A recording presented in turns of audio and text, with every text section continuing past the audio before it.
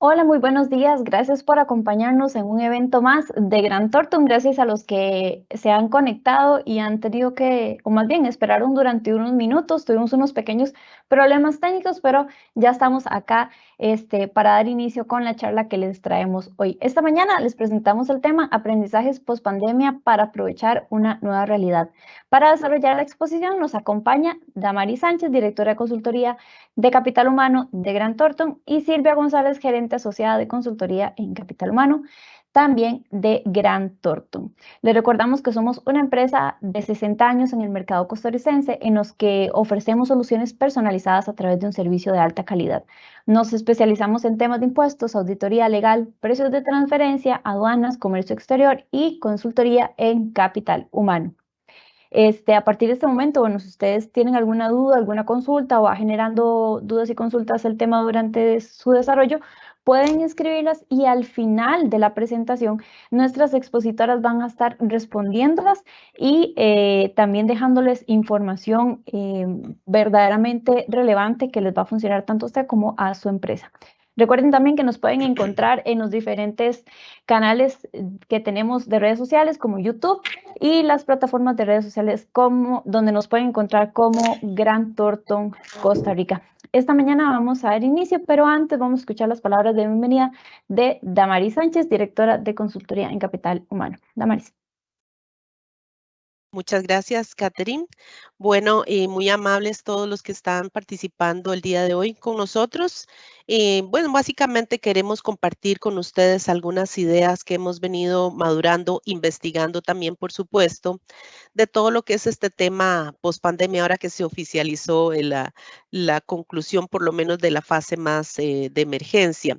Y básicamente lo que quisiera es presentarles a Silvia, que es la que va a estar manejando la exposición del día de hoy. Silvia González, pues realmente ella ha estado analizando bastante este tema y hemos estado recopilando mucha información valiosa que sabemos que en esta nueva realidad que tenemos el día de hoy, pues el enfoque no es básicamente intentar borrar todo lo que sucedió con la pandemia y regresar a nuestros viejos esquemas laborales, sino más bien aprovechar ese aprendizaje acelerado que tuvimos que hacer en tantos campos para adaptarnos a poder sobrevivir las organizaciones, principalmente en época de pandemia.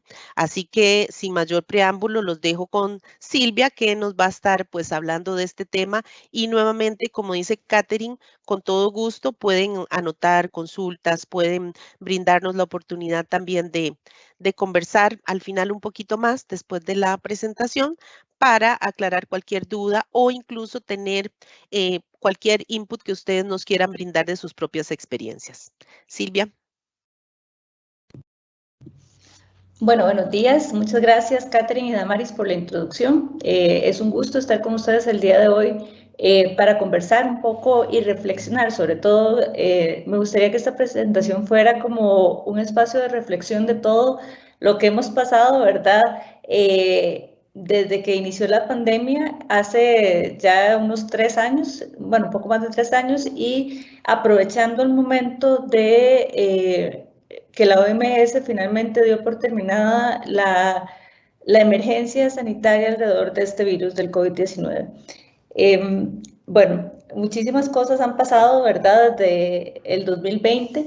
No sé si recuerdan, pues cuando las calles de San José se veían así, los noticieros reportaban, ¿verdad?, que no había un solo carro, una sola persona en la calle, y pues parece mentira que ya hemos pasado 3 años y que las cosas están, no como estaban antes, están muy diferentes, pero estamos ya viviendo una nueva normalidad. Para iniciar esta presentación, pues quisiera reflexionar un poco sobre lo que ha cambiado. Han cambiado muchas cosas, pero tal vez de lo que nos atañe más para el mundo laboral, pues han habido 3 cambios muy importantes que han tenido impacto sobre cómo trabajamos. El primero de ellos ha sido la digitalización. Durante la pandemia se aceleraron procesos de implementaciones de software y de canales digitales que tal vez muchas organizaciones pues tenían planeados, pero que por las condiciones que presentó la pandemia tuvieron que acelerar estos cambios. Entonces, canales de contacto con clientes, canales de contacto entre empleados de una misma compañía, todo esto pues se aceleró. También cambiamos pues la forma de trabajar, ¿verdad? Mucho producto de las posibilidades que nos ofrecía esta digitalización.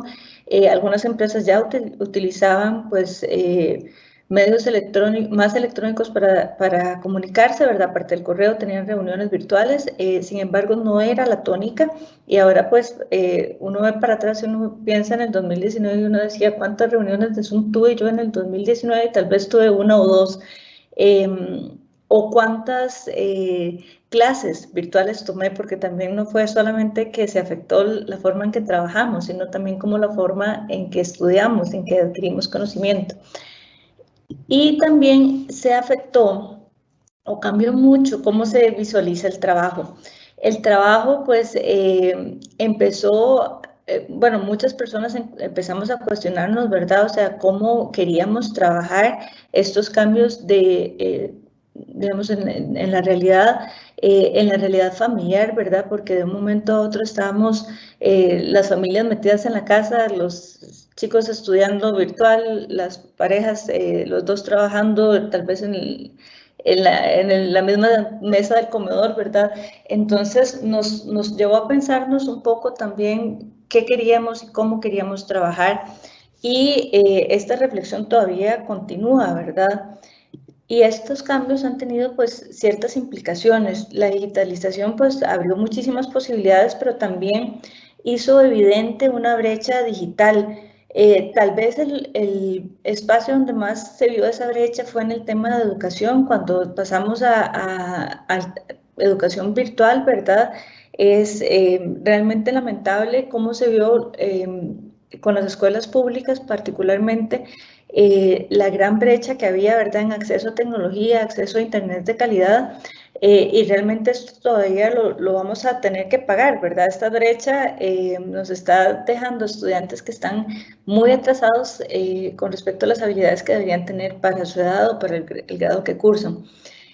También esta brecha digital se vio en los empleados, ¿verdad? O sea, habían personas que agarraron su laptop, se fueron para su casa y se conectaron y todo normal, pero había muchos empleados que tal vez nunca habían usado una aplicación como Zoom, nunca habían usado Teams, y les costó un poco más adaptarse, tal vez no tenían un espacio en sus casas para conectarse. Realmente la transición no fue tan fácil. También nos ha puesto mucho en evidencia la necesidad de aprender nuevas habilidades que nos permitan pues aprovechar un entorno más digital y adaptarnos a roles distintos, ¿verdad? Las cosas cambiaron, cómo se hacían, las funciones cambiaron, funciones que tal vez eran muy importantes antes de la pandemia, ahora que estamos en un entorno mucho más digital, se volvieron obsoletas. Hay puestos que han ido transformándose, hay posiciones que también han ido desapareciendo. Y los cambios no van para atrás, ¿verdad? Este tema de la digitalización, lejos de detenerse, va a ir acelerándose. Los cambios, digamos, en la forma de trabajar también han implicado pues modelos de trabajo remoto. Hay posiciones que 100% están virtuales, ¿verdad? No, hay personas que a estas alturas tal vez fueron contratados durante la pandemia y no han tenido que ir a la oficina. Sin embargo, también mucho se ha regresado también a modelos presenciales, o sobre todo modelos híbridos, aprovechando las posibilidades que ofrece pues esta nueva forma de interactuar.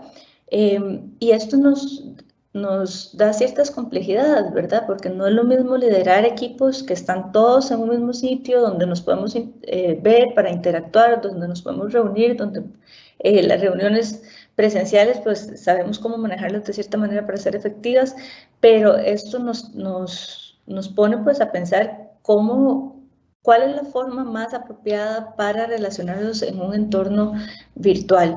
¿Cuándo necesitamos estar presencial? ¿Cuándo necesitamos estar virtual? ¿Qué posiciones pueden estar híbridas? ¿Cuáles tienen que venir a la oficina? Todo esto pues ha sido, digamos, no sé si un dolor de cabeza, pero claramente una ocupación, particularmente para los líderes y recursos humanos, de ver cómo integran pues estas nuevas necesidades y estas nuevas posibilidades para sacarle mayor provecho. Y con esto viene la complejidad también de crear cultura en ambientes virtuales, ¿verdad? La cultura pues mucho nace de la relación que tenemos como grupos, como equipos, y ahora que tenemos equipos que tal vez están 100% virtuales o personas que recién ingresaron a la empresa y todavía no han tenido tiempo para conocer, para interactuar, ¿cómo hacemos para que se integren y empiecen a vivir según la cultura de la organización? Y por otro lado, con cómo visualizamos el trabajo, han habido pues nos hemos repensado todos, ¿verdad? ¿Cómo queremos trabajar? Hay cierta inconformidad con condiciones de trabajo, particularmente en Estados Unidos se vio con el fenómeno de Great Resignation, ¿verdad? O sea, gente que realmente dijo, no, esta vida no, como estoy viviendo mi vida laboral, no me está sirviendo y hay pues gran cantidad de personas que tomaron la decisión de renunciar a sus trabajos y pues esto haya llevado a los empleadores también a repensar cómo se vuelven atractivos para llenar esas necesidades de talento con un mercado laboral que está exigiendo mayor flexibilidad, horas distintas, que está queriendo balancear mejor su vida laboral con su vida personal, y donde también salió a flote el tema de la salud mental como un imperativo que se tiene que tratar. O sea, muchas empresas ahorita están empezando a integrar programas de salud mental dentro de pues su día a día, porque se ha visto que temas como la ansiedad y la depresión se han acrecentado producto pues de los cambios, ¿verdad? No fue poquito lo que vivimos, ¿verdad? Como con este tema de la pandemia, muchas personas perdieron no solo su trabajo o cambiaron sus condiciones, sino que también perdieron a personas cercanas producto de esta situación de pandemia, y pues esto pues no se puede borrar de un día para otro. Y bueno, tal vez quisiéramos hablar en este espacio sobre todo de dos de las cosas que han cambiado más producto de la pandemia. La primera de ellas es el tema del trabajo remoto, los modelos virtuales, pero sobre todo los modelos híbridos, porque ha sido la forma en que la mayor cantidad de empresas han regresado después de la pandemia, no 100% presencial, sino aprovechando pues las posibilidades o los aprendizajes también que nos dio pues esta situación de pandemia, donde tuvimos que irnos a la casa a trabajar remoto, y pues bueno, o sea, no todo fue malo. O sea, sí se vio que puede ser una forma para hacer que la vida laboral sea más ágil, más productiva, más flexible, y que las personas encuentren mayor propósito en el trabajo que hacen y que puedan balancear mejor las necesidades de su vida personal con sus necesidades de vida laboral. Pero hay varias consideraciones que hay que tomar en cuenta, y a mí me llamó mucho la atención cuando estábamos investigando sobre el tema.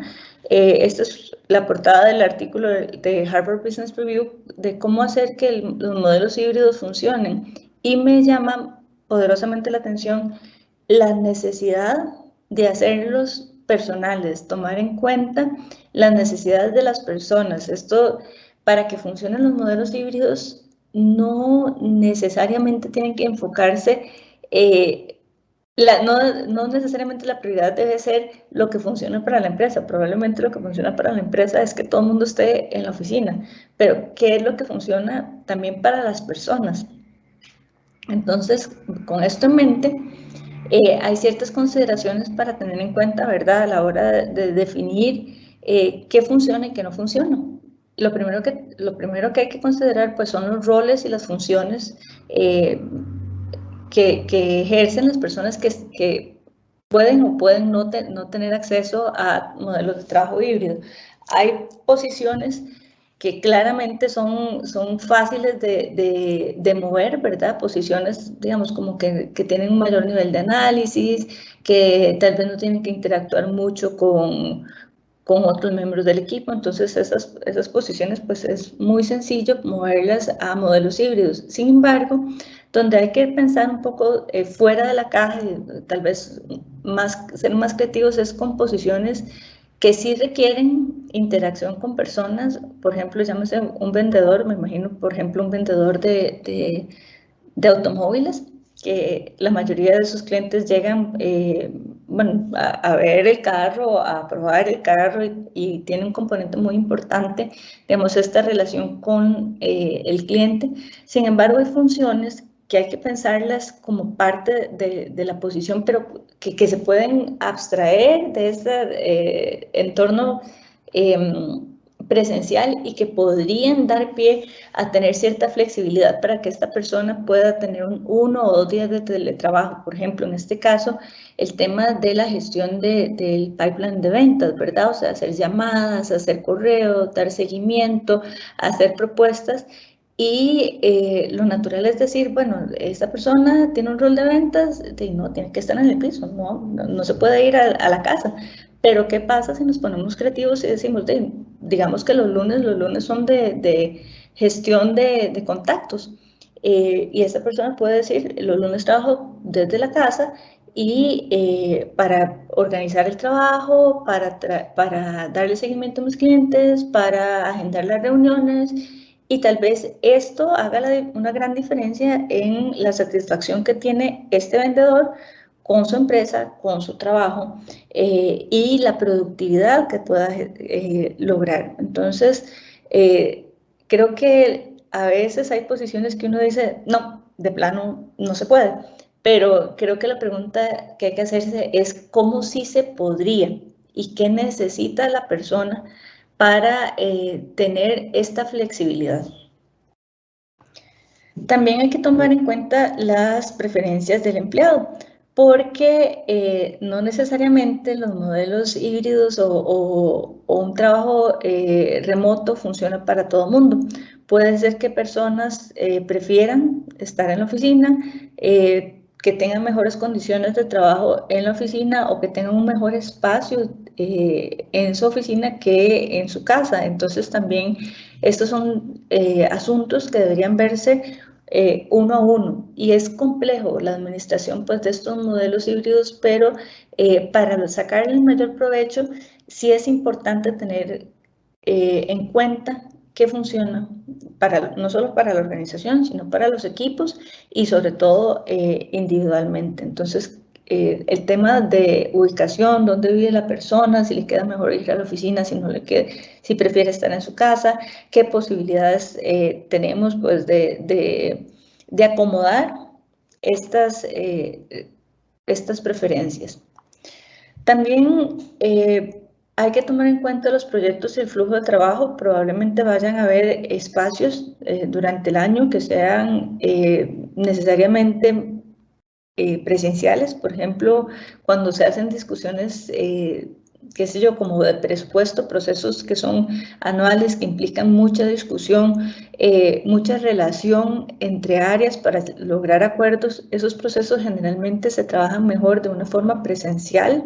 Las discusiones son más expeditas si nos estamos viendo la cara en una relación de 1 a 1. Entonces, probablemente haya que pensar que está bien, tenemos cierta flexibilidad para estar virtuales en ciertos momentos del año, pero otros van a requerir que reacomodemos y nos pongamos de acuerdo para estar presencial, para cumplir con una necesidad pues, de negocio. Y finalmente hay temas de inclusividad y de justicia, ¿verdad? O sea, y eso tiene que ver mucho con cómo dotamos a las personas de las herramientas, no solamente herramientas tecnológicas, sino de las habilidades y los conocimientos que necesitan para poder ser productivos en un modelo virtual. Por ejemplo, personas que tal vez el manejo de herramientas tecnológicas no es su fuerte, que tal vez sus roles antes de la pandemia no requerían que el uso de una computadora, pero ahora pues sí lo requieren o lo requieren de una manera distinta. Entonces, ¿cómo garantizamos que estas personas tengan acceso al conocimiento y a las habilidades que requieren para hacer bien su trabajo? También temas de necesidades especiales, ¿verdad? O sea, personas que requieren algún tipo de acomodación distinta para poder utilizar adecuadamente la tecnología. Eso debería pues también considerarse a la hora de pensar un modelo de trabajo híbrido. Y finalmente la conclusión es que no hay un modelo que funcione para todo el mundo. Cada organización tiene que pensarse qué es lo que le hace sentido, pero sobre todo creo que la responsabilidad recae mucho sobre los líderes de los equipos. Y aquí las organizaciones deberían invertir mucho en, no tanto invertir, sino como darle la libertad a los gerentes, a los líderes, para que estos gerentes sean los que tengan la cercanía con sus equipos y puedan identificar necesidades particulares y poder atenderlas en la medida de lo posible, ¿verdad? También creo que hay un mensaje de no se va a poder acomodar a todo el mundo al 100%, sino que se va a hacer en la medida de lo posible un modelo que sea flexible, que se acomode a las necesidades y ojalá a las preferencias de cada uno de los empleados, pero que van a haber cosas pues, que no se vayan a poder acomodar, ¿verdad? Hay posiciones que no se van a poder acomodar y creo que es mucho de cómo el líder comunica esta flexibilidad que la organización puede tener o esta flexibilidad que la organización no puede tener para ciertas funciones. Entonces, los líderes deberían tener esa libertad de evaluar y de asignar condiciones que convengan tanto para que las cosas se hagan como para que el empleado esté satisfecho pues, con sus condiciones. También hay un tema de que esto no lo tenemos que figurar de la noche a la mañana y no tiene que ser fijo y escrito en piedra de que si esta persona le dijimos no se puede ir híbrido, no se puede ir virtual, no podamos hacer como ciertas pruebas, ver cómo nos va, hagamos tal vez, tomando el caso de este vendedor, veamos a ver si realmente su productividad con un modelo donde pueda estar trabajando una vez por semana desde la casa, se mantiene o incluso mejora.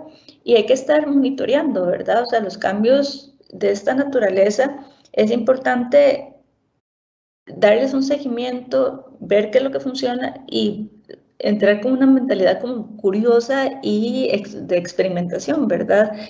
Y hacerle sentir a la gente que se va a probar, cómo se va a evaluar si estamos teniendo éxito o no, y que la gente sepa que hay ese compromiso pues, por parte del líder de tratar de sacar de estas posibilidades lo que mejor funcione para la organización y para la gente.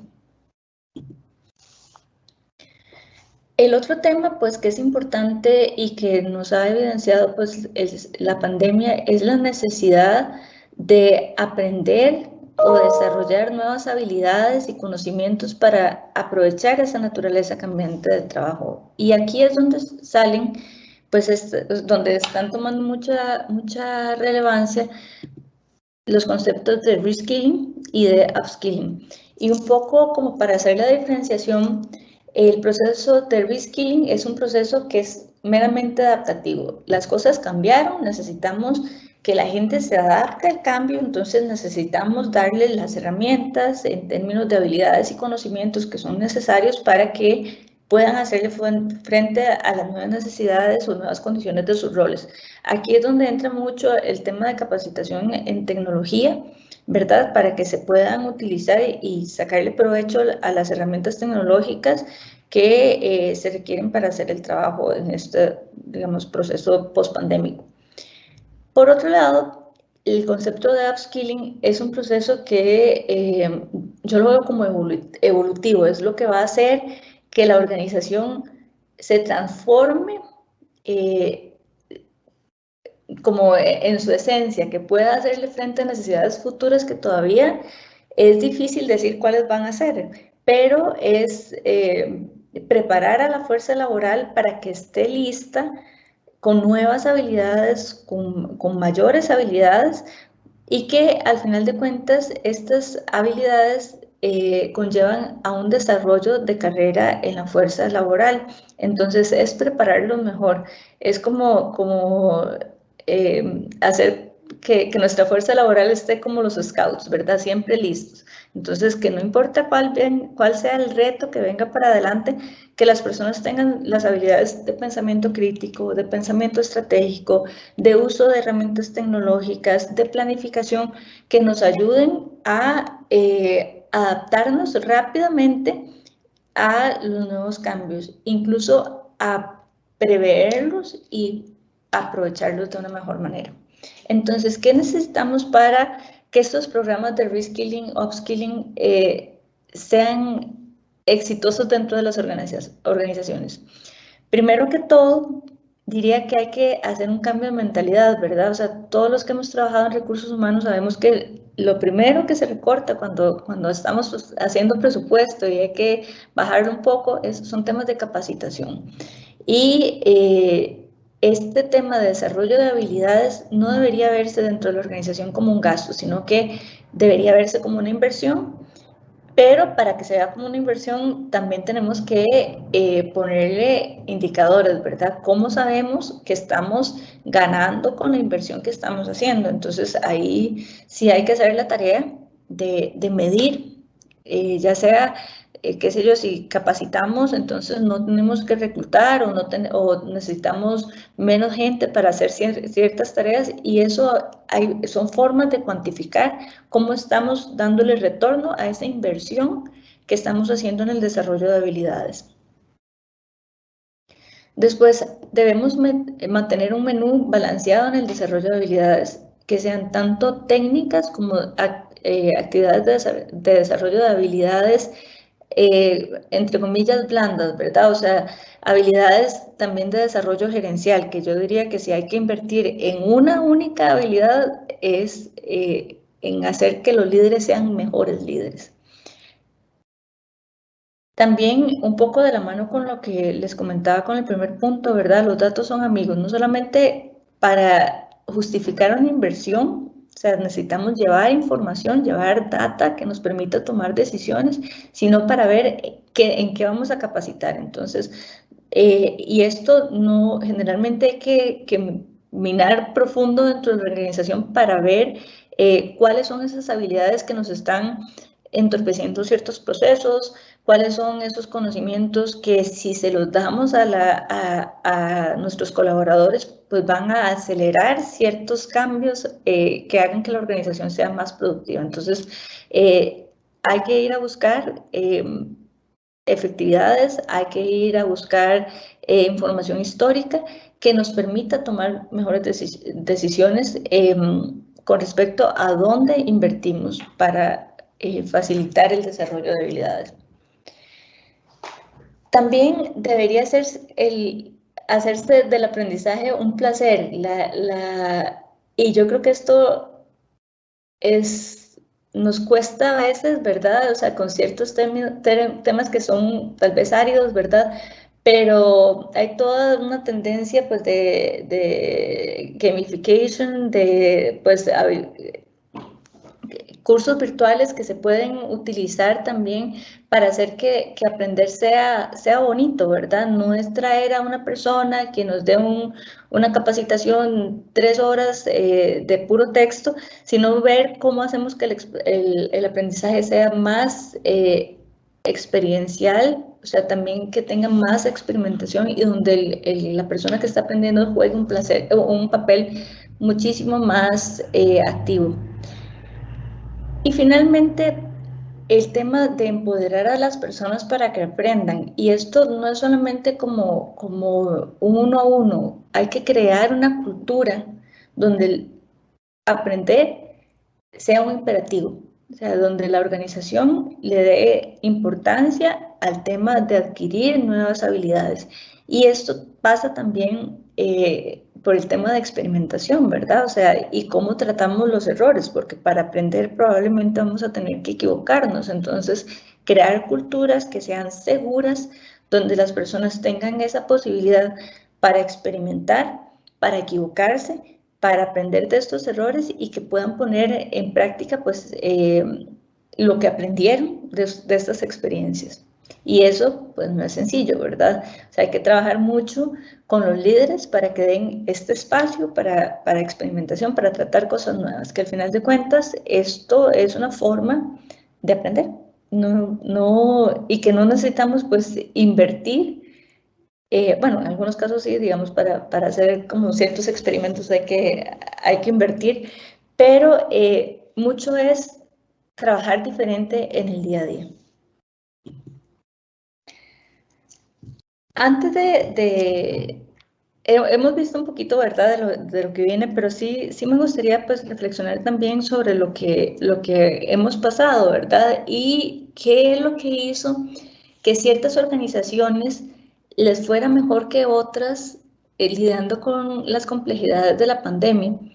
Y lo quiero enfocar desde el punto de vista de los líderes, porque realmente fueron como los motores del cambio organizacional. Entonces, ¿cómo lograron los líderes excepcionales adaptarse mejor a la pandemia y lograr que sus organizaciones tuvieran mejores resultados?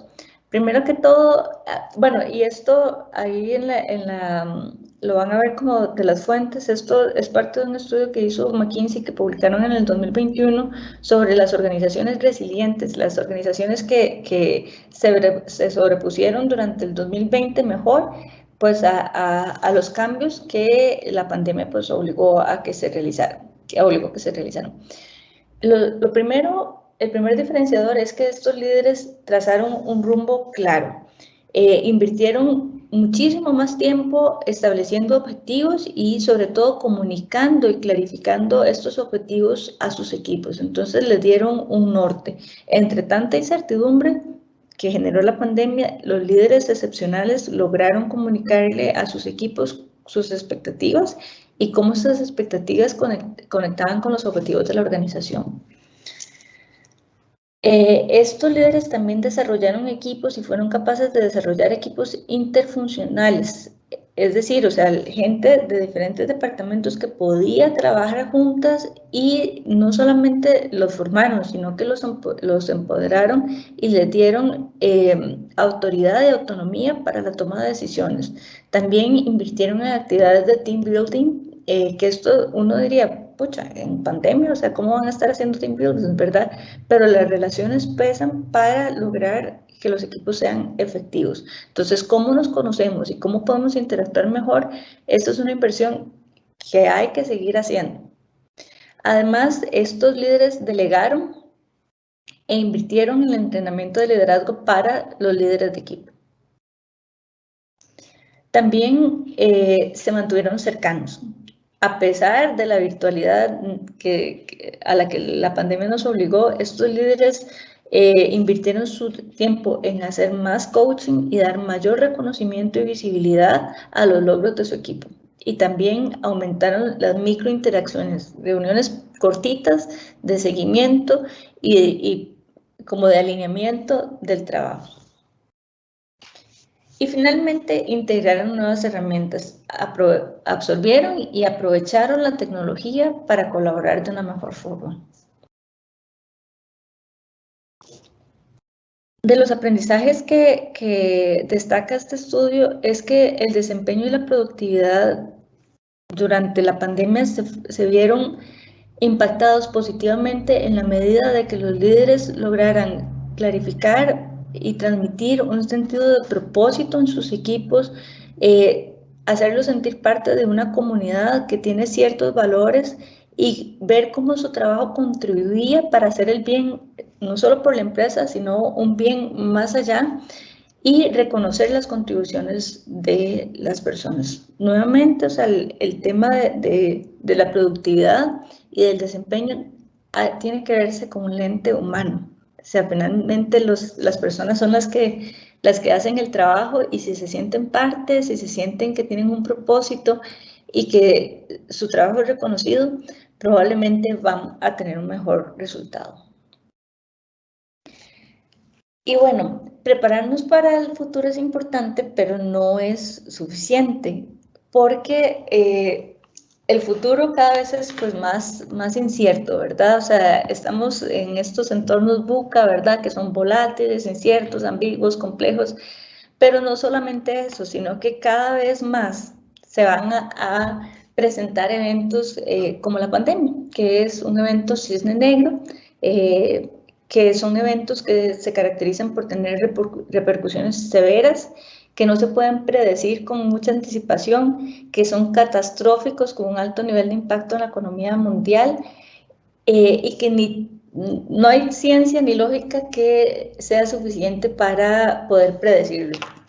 Van a ocurrir, son eventos pues que no podemos planificar. Sin embargo, hay ciertas organizaciones que tienen características que las hacen no solamente sobreponerse a eventos como cisnes negros, sino a salir fortalecidas. Y estas son organizaciones antifrágiles. Mucho vemos, digamos, las organizaciones resilientes, son organizaciones que se adaptan y que se sobreponen a la adversidad, pero las organizaciones antifrágiles van un poco más allá y son como los músculos, que cuando son puestos bajo estrés, no solamente no se rompen, bueno, se rompen un poquito, pero se transforman en algo mucho más fuerte.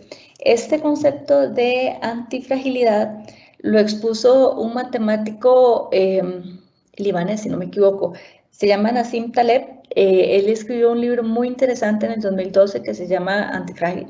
Y habla un poco de las organizaciones y de los sistemas que ante la adversidad se transforman en algo mejor. Entonces, creo que esto nos pone pues con una mentalidad un poco más optimista, porque generalmente tendemos a decir, bueno, la adversidad, tratemos de sobreponernos y de no morir en el intento, pero deberíamos pensar más bien en cómo la aprovechamos.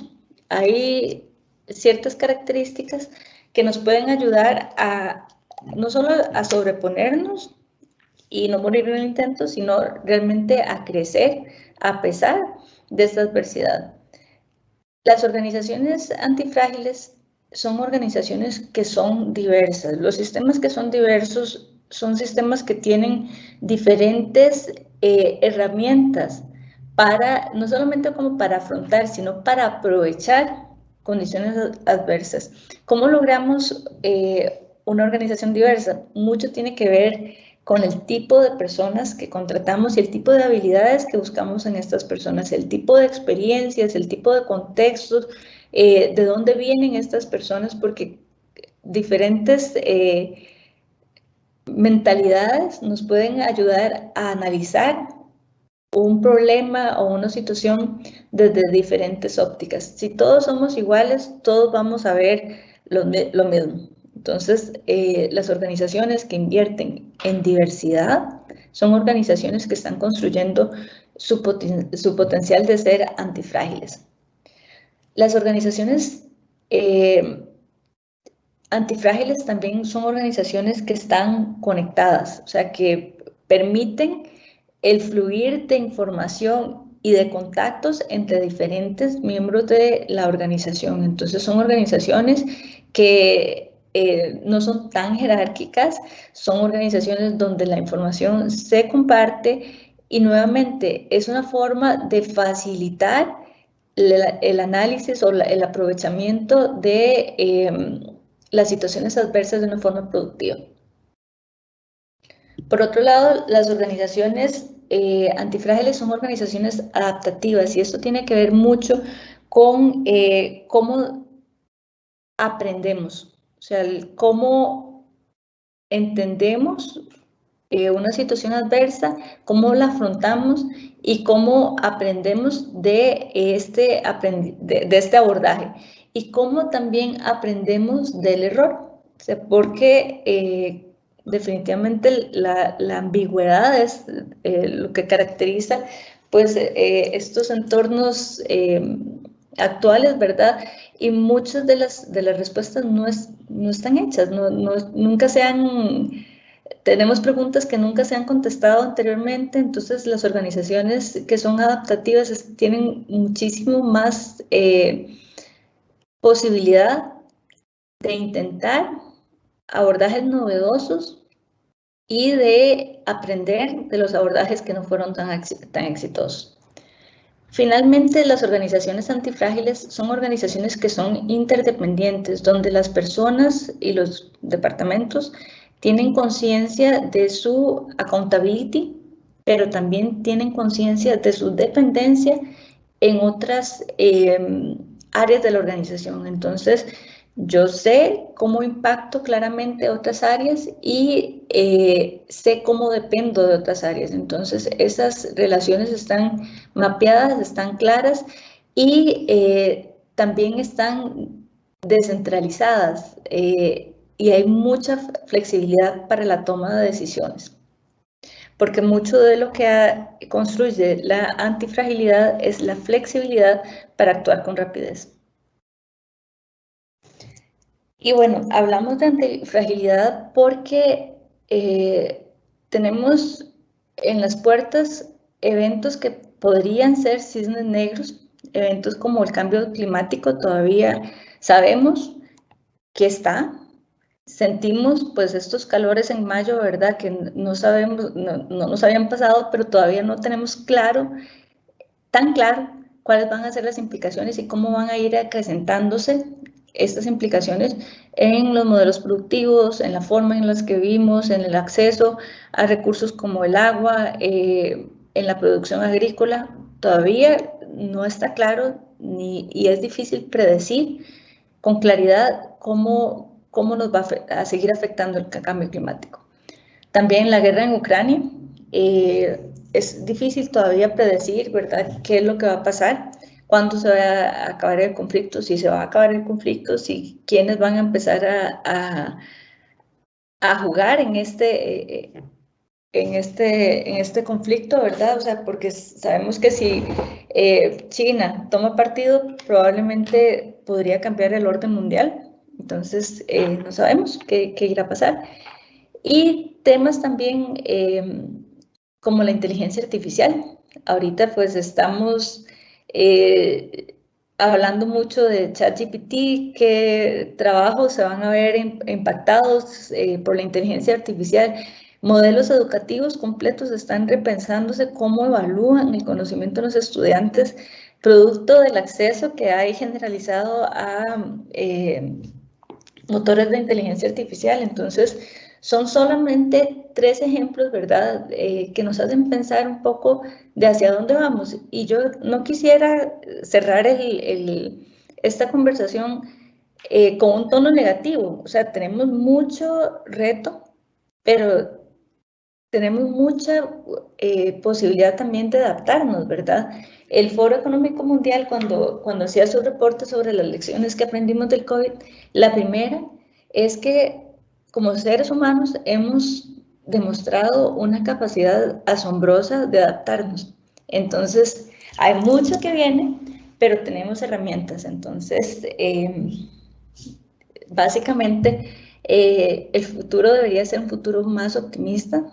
Ya sabemos las dificultades pues, que la pandemia nos trajo, pero también muchas organizaciones y muchas personas nos vimos fortalecidas por este reto.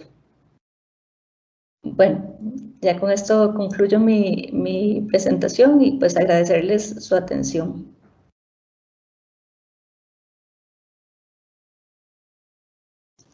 No sé, Catherine, Damaris, si hay algunas preguntas de... de los participantes. Tenemos, gracias Silvia por la exposición. Sí, tenemos una consulta, pero dice, uno de los participantes nos consulta, ¿cómo se puede convencer a un gerente general que no cree en el teletrabajo? Bueno, creo que con esto los datos son los amigos, ¿verdad? Y hay que también como invitar a la experimentación.